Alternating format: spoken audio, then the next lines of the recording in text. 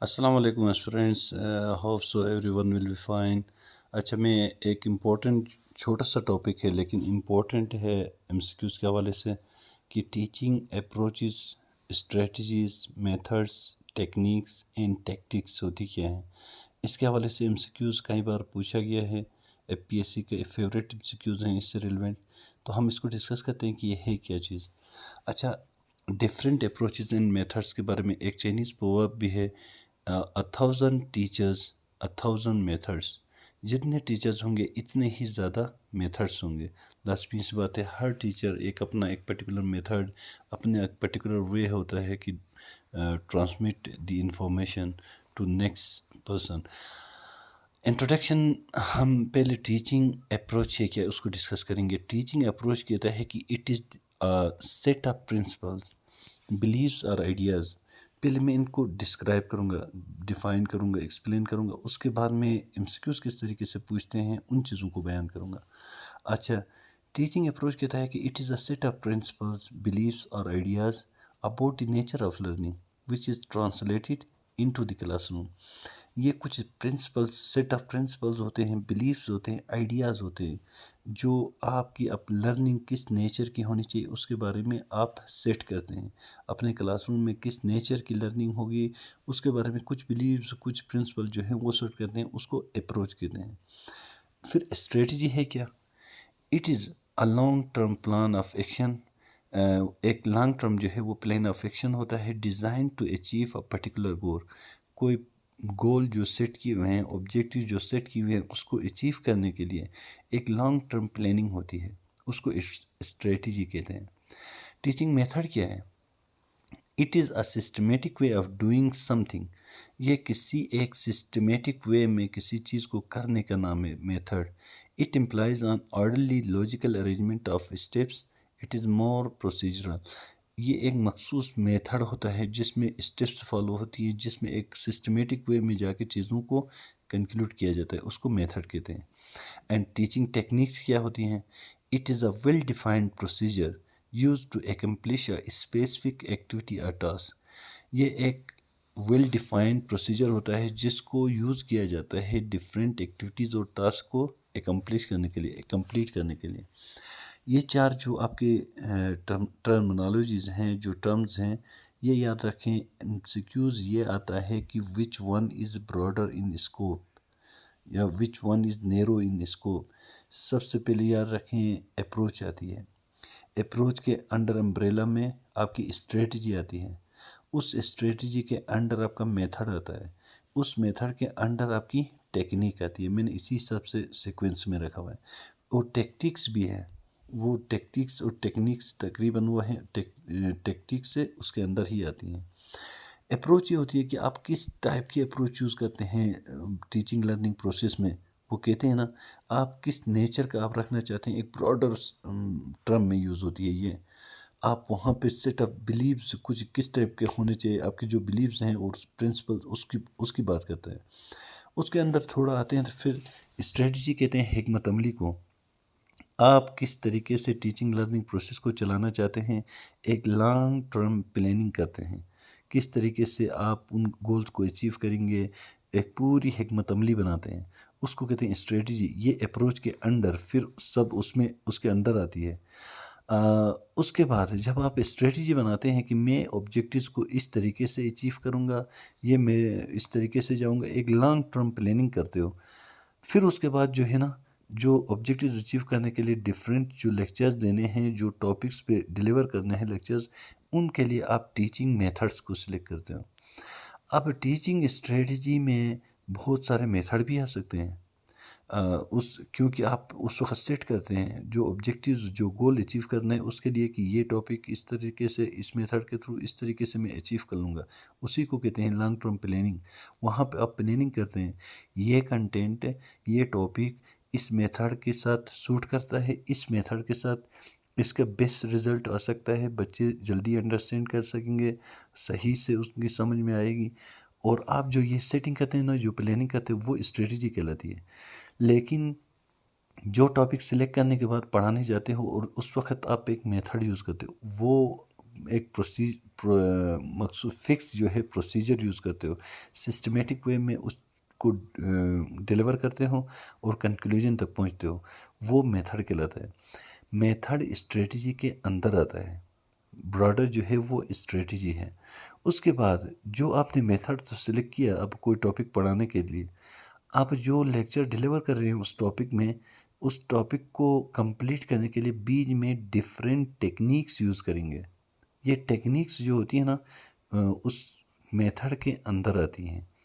अब मसलन मैं कोई टॉपिक लेक्चर डिलीवर कर रहा हूँ एक्टिविटी मेथड के थ्रू, उसमें डिफरेंट एक्टिविटीज़ देता हूँ, तो उन एक्टिविटीज़ को कंप्लीट करने के लिए जितने भी टेक्निक्स मैं यूज़ करता हूँ डिफरेंट किस्म के, वो उस मेथड के अंदर आएंगे।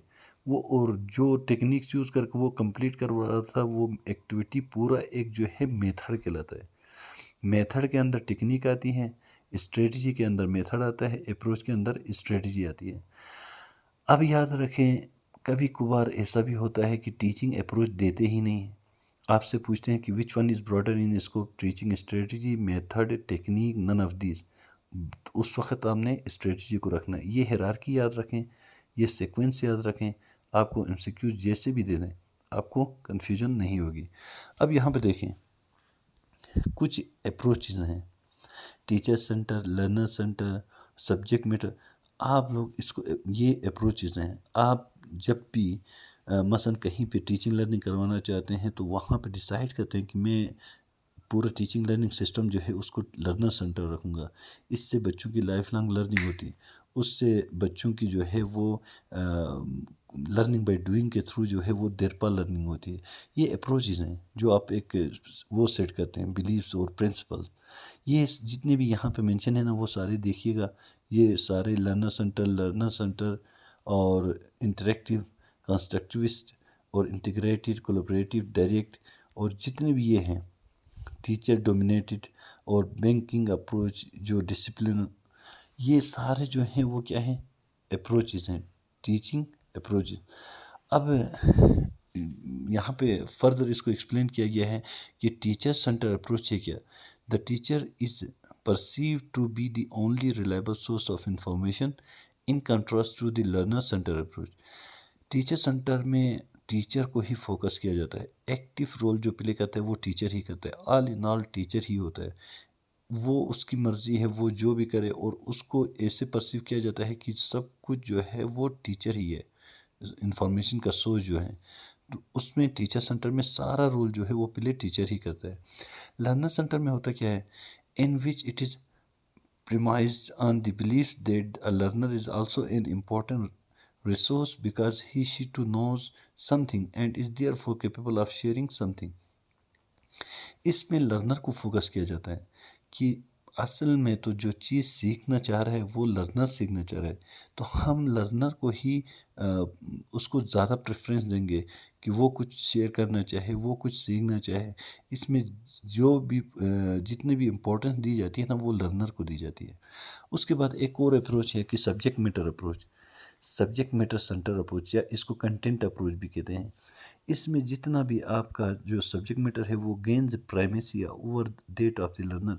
आपका जो कंटेंट है वो एक्चुअल इम्पोर्टेंट जो दी जाती है इस मेथड के थ्रू, अप्रोच के थ्रू, वो कंटेंट को दी जाती है, न टीचर को न लर्नर को। Teacher dominated approach, in this approach only the teacher voice is heard, he or she is a sole dispenser of information. Same ये फर्स्ट टीचर सेंटर अप्रोच की ही बात कर रहा है। टीचर जो है ऑल इन ऑल होता है, वो एक्टिव होता है, बाकी सारे पैसिव होते हैं, सब कुछ इसने ही डिलीवर करना होता है।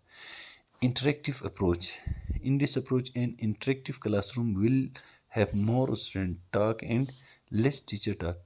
इंटरेक्टिव वर्ड से ही पता चलता है, इसमें जितनी भी डिस्कशन होंगे, इंटरेक्शंस होंगे, और इसमें सारे स्टूडेंट जो है आपस में जितने जो है इंफॉर्मेशन वो शेयरिंग करेंगे। टीचर जो है वो इतने ज़्यादा नहीं करेगा, सारे स्टूडेंट टीचर भी करेंगे जहाँ उसकी नीड होगी।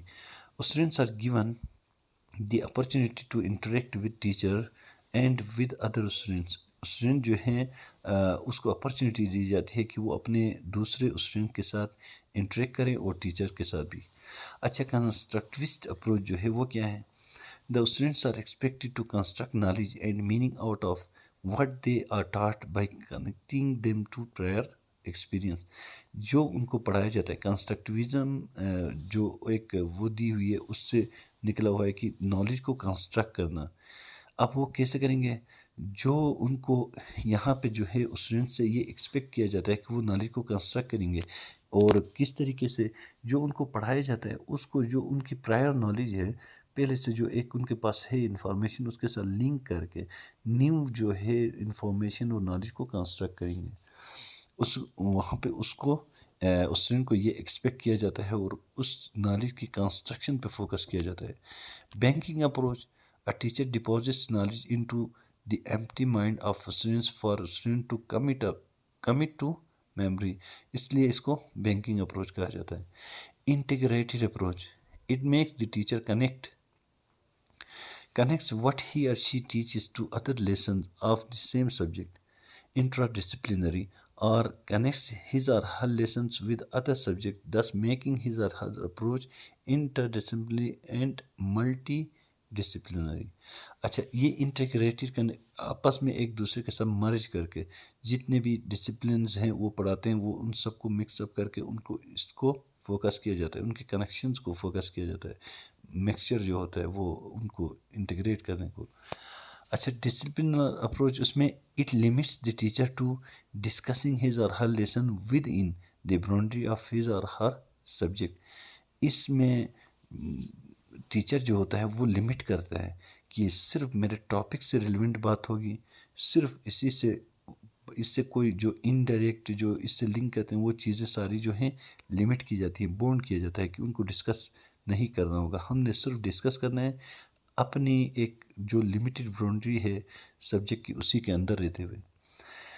अच्छा, कोलैबोरेटिव अप्रोच किसे कहते हैं? It will welcome group work, ये जो है कोलैबोरेशन से ही आपको अंदाज़ा होता है इस वर्ड से, team work, partnership and group discussion, इस तरीके से इसको प्रमोट किया जाता है, इसको इम्पोर्टेंस दी जाती है, इसको फोकस किया जाता है।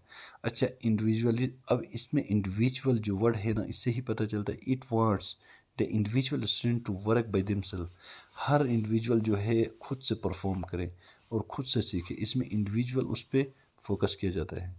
Direct teaching approach, the teacher directly tells और शो और demonstrate what is to be taught, वो खुद डायरेक्टली बताता है और दिखाता है, डेमोस्ट्रेट करता है कि क्या हमने पढ़ाना है। Thank you. I may know many things but I do not know everything. ये टीचिंग कुछ मेथड्स अप्रोचेस थे। अब ये जितने भी मेथड्स हैं, यहाँ तक ये मैंने अप्रोचेस को डिस्कस किया है।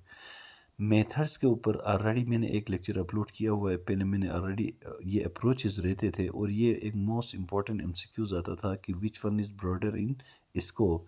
तो आपको ये पता होना चाहिए ये सीक्वेंस की अप्रोच सबसे ब्रॉडर होती है, उसके अंडर स्ट्रेटजी आती है, उसके अंडर मेथड आता है, उसके अंदर टेक्निक आती है और फिर टैक्टिक्स आती है। ये सीक्वेंस आप याद रखें। और यहाँ जितने भी आप जो कन्फ्यूज़न होती थी ना कि स्टूडेंट सेंटर जो है ये भी मेथड है, ये अप्रोच होती है। टीचर सेंटर ये अप्रोच होती है, लर्नर सेंटर ये अप्रोच होती है, सब्जेक्ट सेंटर ये अप्रोच होती है। मेथड जो होती है ना आपका लेक्चर मेथड, ये एक मेथड है जो अप्रोच के अंदर डिफरेंट स्ट्रेटजी जो बनाएंगे उसके अंदर जाके फिर वो मेथड आते हैं, जिसमें लेक्चर मेथड है, जिसमें डेमोस्ट्रेशन मेथड है, एक्टिविटी मेथड है, वो सारे उसके अंदर आते हैं। उसके अंदर डिफरेंट ट्रिक्स और टेक्निक्स जो यूज़ करेंगे ना उस टॉपिक को मैं पूरा एक लेक्चर मेथड के थ्रू कोई टॉपिक पढ़ा रहा हूँ, उसमें बीच में कोई चीज़ समझाने के मुझे कोई छोटी सी एक टेक्निक की ज़रूरत पड़ती है, डिफरेंट मैं टेक्निक्स यूज़ करता हूँ। वो टेक्निक्स जो हैं उस मेथड से उसमें छोटी होती हैं, ब्रॉड नैरो होती हैं। ब्रॉडर जो है आपका मेथड होता है, एक मेथड में आप 5-6 से ज़्यादा टेक्निक्स भी यूज़ कर सकते हैं और एक स्ट्रेटजी के अंदर कई मेथड्स आप यूज़ कर सकते हैं।